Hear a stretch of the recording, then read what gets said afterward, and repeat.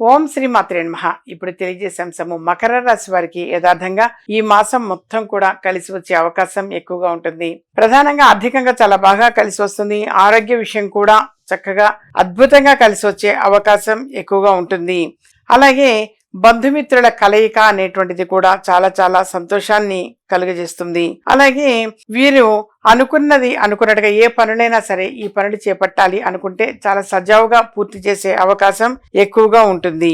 వీరు ప్రతిరోజు కూడా నారాయణ కవచము అనేది చదవడం చాలా చాలా మంచిది. అలాగే కాలభైరవాష్టకము అని ఉంటుంది. ప్రతిరోజు కాలభైరవాష్టకం చదవడం వలన వీరికి అన్ని విధాలుగా కూడా ఇంకా కలిసి వచ్చే అవకాశం ఎక్కువగా ఉంటుంది. ప్రతి శనివారము గురువారము ఈ 2 రోజులు కూడా శివుడికి అభిషేకము అనేది చేయడము ఈ రాశి వారికి చెప్పదగ్గ సూచన.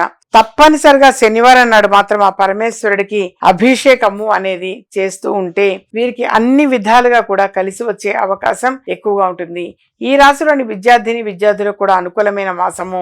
అలాగే ఈ మాసంలో మరి వివాహాది శుభకార్యాలు కూడా చోటు చేసుకునే అవకాశం ఎక్కువగా ఉంటుంది. అంటే వివాహానికి ఎదిగినటువంటి ఆడపిల్లలు కావచ్చు, మగపిల్లలు కావచ్చు, ఈ రాశిలోని వారికి చక్కని సంబంధం కుదిరే అవకాశం కూడా ఎక్కువగా ఉంటుంది.